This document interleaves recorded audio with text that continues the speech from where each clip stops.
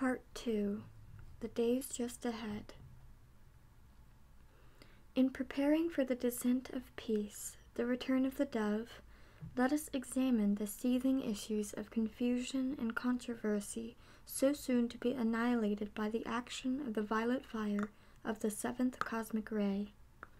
This, incidentally, is the ray discovered by the American scientist Robert Millikan, coming to us directly as God's gift from the great central sun of our galaxy, Alpha and Omega. It carries the transmuting qualities of divine mercy, compassion, and forgiveness. If called into action by any human being, it will transmute discord, hate, greed, lust, and in fact all imperfections. It swung into manifestation in 1675 and has steadily gained in potency as the sixth ray of the Piscean age receded. The sixth or ruby ray energy, which stimulated worldwide devotion to ideals and ideologies for the past 2,000 years, began to wane in 1625. The last of this Piscean energy was withdrawn from physical plane matter in 1954. The new Aquarian age will be energized by the violet fire of the seventh ray during the next 2,000 years. 10 billion souls currently associated with evolution on this earth will react under the effects of the inflowing ray. The earth is being drenched with the ray coming in from outer space and focused upon this planet by beamed direction from certain other planets and stars, which serve as great reservoirs for this cosmic energy. At the very center of the earth, certain rays carrying certain colors meet, forming the polarities and the axes. The central orb or kingdom formed by the rays is under the divine rulership of Lord Pelier. Hold on, I gotta open the door for my cat.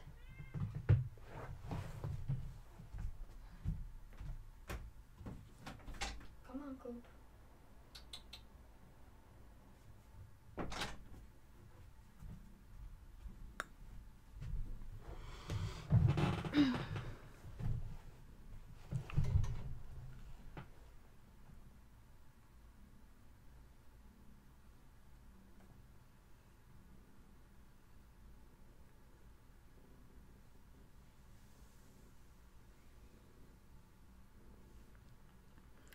In the central orb, the rays and colors are blended, and now, during the Aquarian age, the resultant violet fire of the mighty seventh will constantly surge up and through the earth, washing over every single atom that makes up the globe.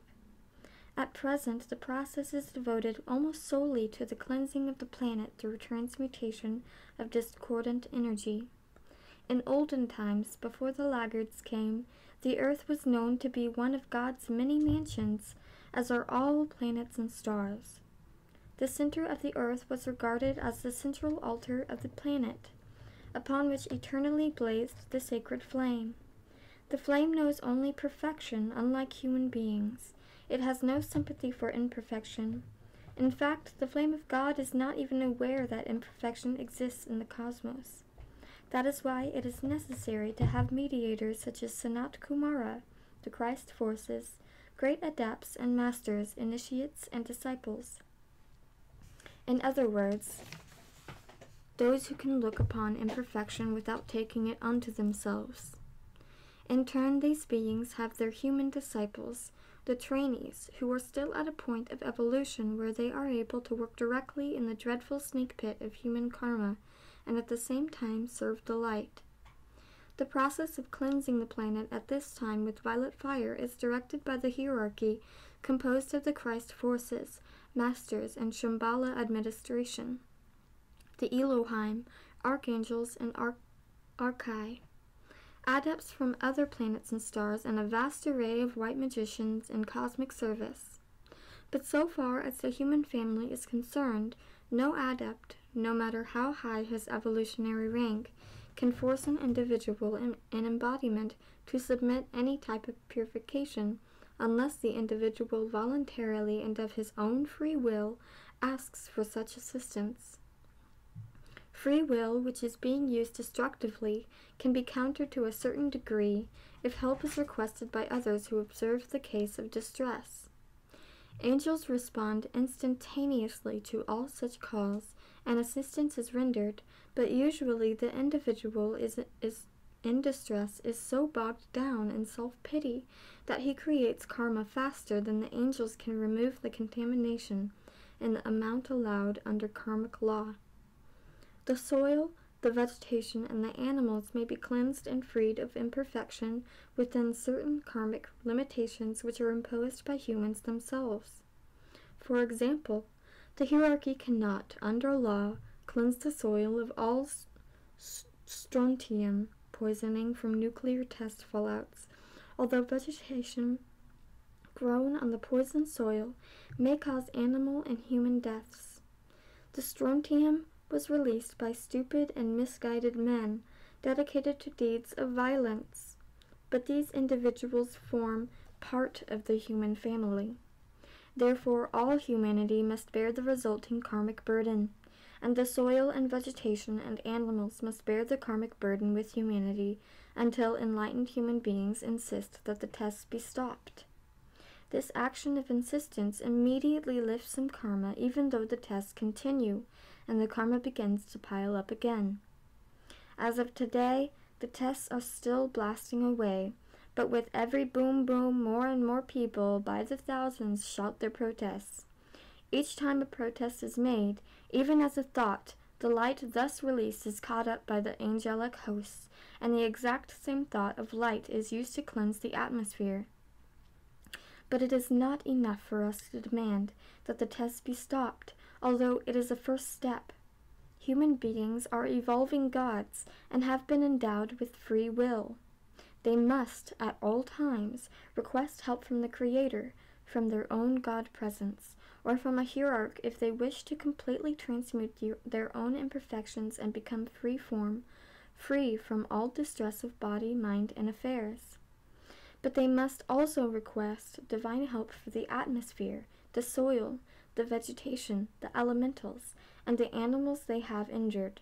Furthermore, the assistance of the forces of light must be requested for all karma created in past embodiments, stretching back through 19 million years on this earth, and in the case of the laggards who are still lagging, transmutation must be effective for all karma generated by them previously on other planets and stars.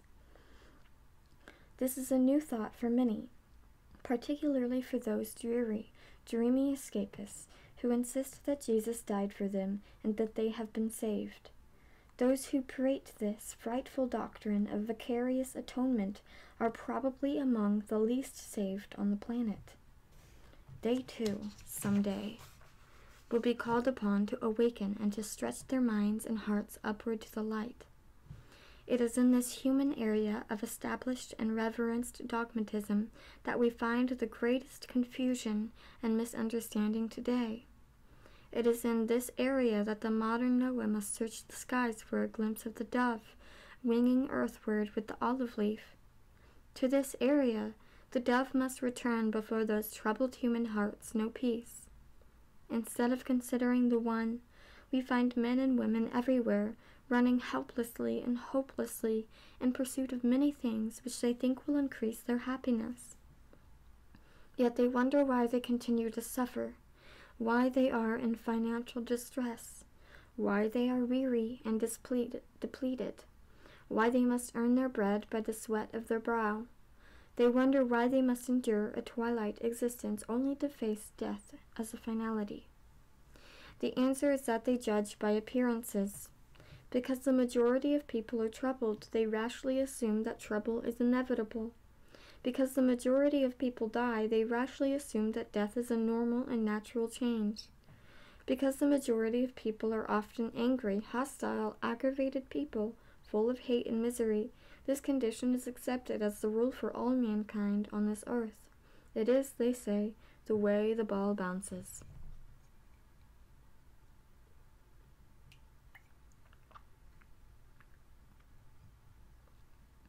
But during the next 2,000 years, all these delusions will be dispelled.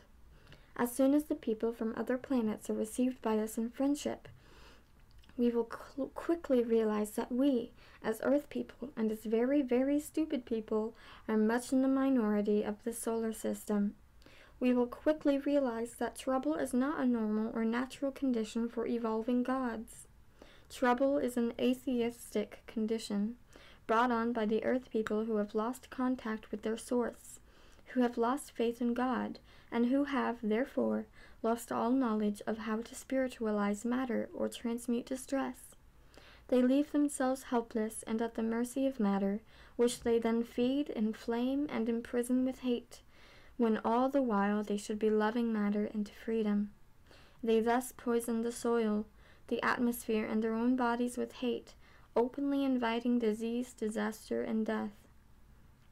If God is a good God and a perfect God, and man is made in his image and likeness, even to being endowed with free will, then why should imperfection be accepted? We were told to be perfect, even as our Father in heaven is perfect. We should busy ourselves calling forth perfection, impressing it upon suffering matter, so that matter can send forth the radiant energy of love, rather than a vibration of pain.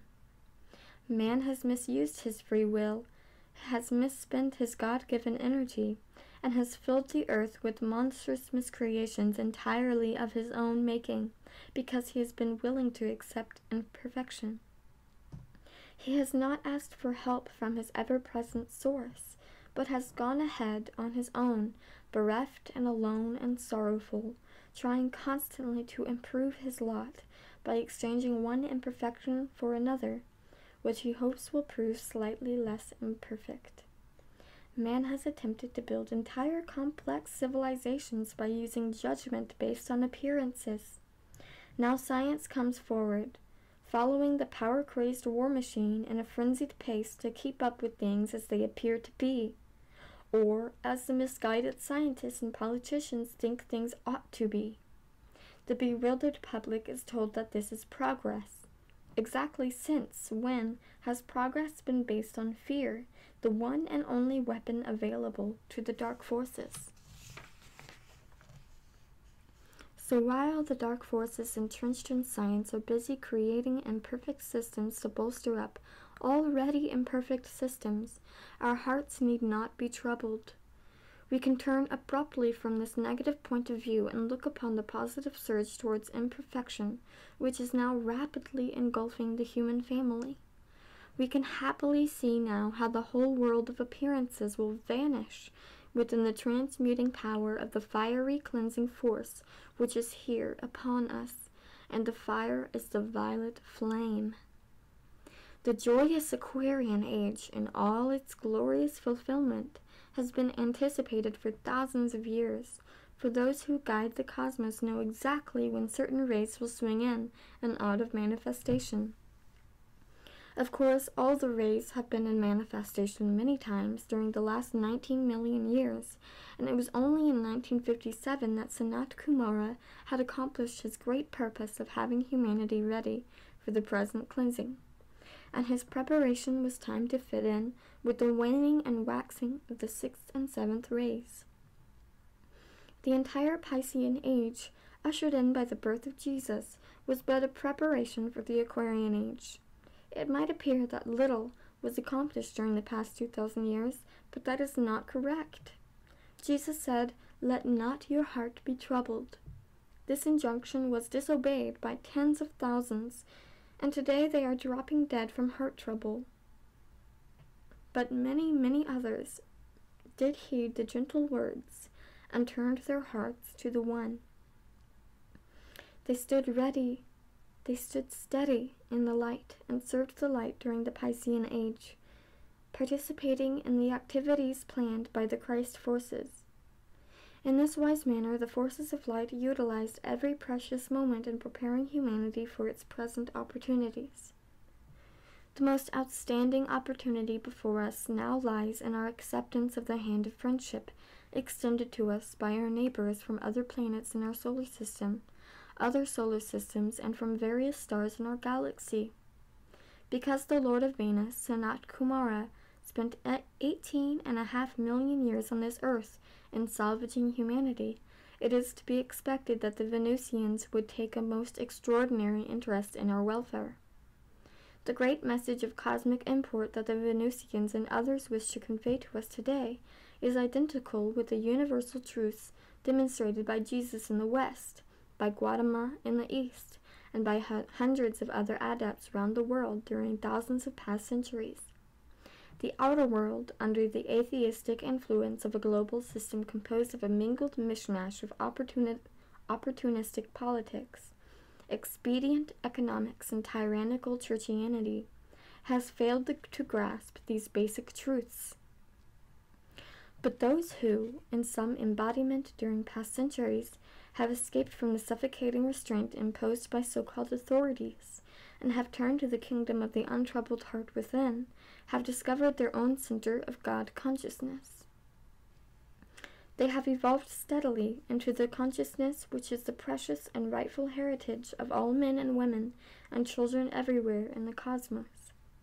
The only difference between the people on this planet and the people on other planets lies in the degree of unfoldment which has taken place in the consciousness of the individuals. As soon as interplanetary communication is established on a worldwide scale, the Earth people will quickly realize that they have been very foolish indeed, to have wasted their time listening to so-called authorities of church and state, instead of communing with the still, small voice of the One within their own beating hearts.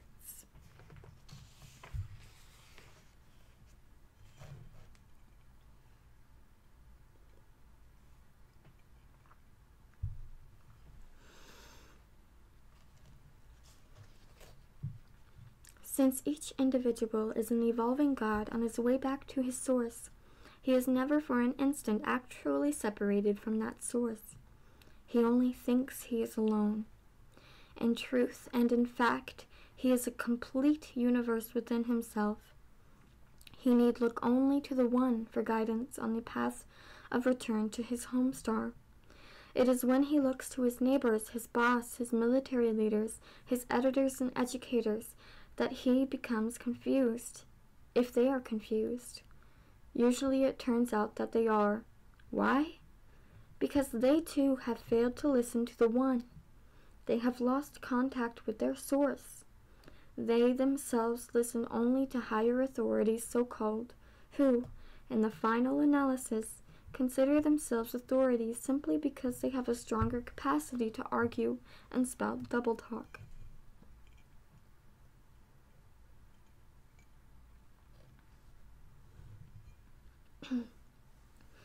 Since this planet has now been released from planetary law, and is to function for the rest of its lifespan under the cosmic law, the subject of interplanetary communication has become of paramount importance.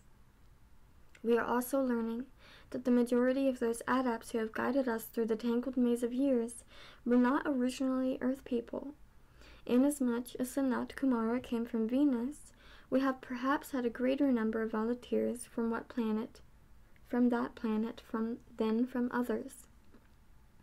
However, as we begin to learn to identify the various types of individuals in embodiment on the earth, we will find that their origin is fully reflected in their stature, their attitudes, their manner of serving the light, and in their particular ray attributes and qualities. We find the same thing true of adepts. Ascended Master Morya, for example, came to this earth from Mercury. His Mercurian nature is a fiery one that blazes its way like a flaming meteor through all obstacles. Jesus, so gentle and so full of compassion and love for humanity, was originally a Venusian, although he had many embodiments on this earth, dating from the time of Moses, when he emerged into recorded history as Joshua, the son of Nun. It was to Joshua that Moses tossed the flaming torch of freedom, and it was Joshua who carried it through lighted years and through many human embodiments. These many embodiments among earth people were all in preparation for the great demonstration which he, as Jesus, made before the benighted ones as on this globe. the physical demonstration that death was a cruel delusion, and that disease was another delusion, often more cruel. Jesus demonstrated that he not only did not succumb to any type of disease, but that he could heal any type of disease, even to psychological states resulting from obsession by earthbound spirits. He demonstrated before a jeering, sneering crowd of social hoodlums, mugsters, politicians, and militarists that he could undergo an experience simulating the popular delusion of death, with his body pierced and broken. Yet he lived through the experience in perfect poise and harmony, and later completely resuscitated his flesh form. He then spent 40 days in that resuscitated flesh body, teaching, writing, and working at the old grist mill in Bethany, where his mother and the disciples had assembled.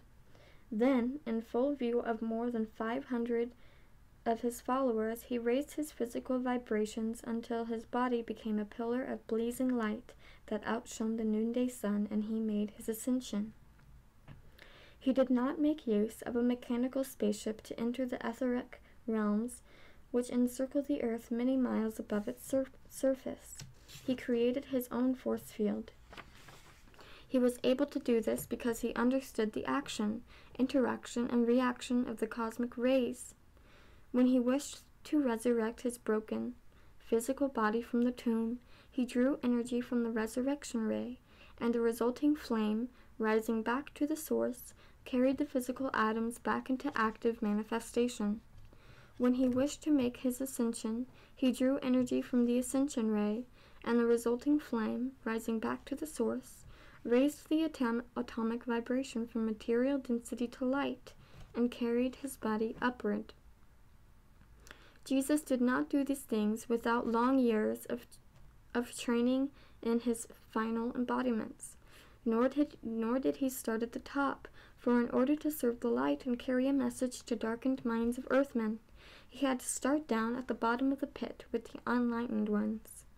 Therefore, he lived on the earth through many, many embodiments in order that he might undergo all human experiences and be exposed to all the popular delusions of the day. He voluntarily took on the darkness that fettered other men. That's all I can read so far.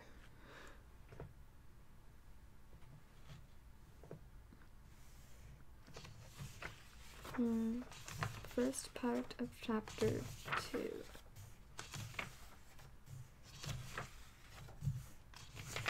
Is a pretty decent sized chapter.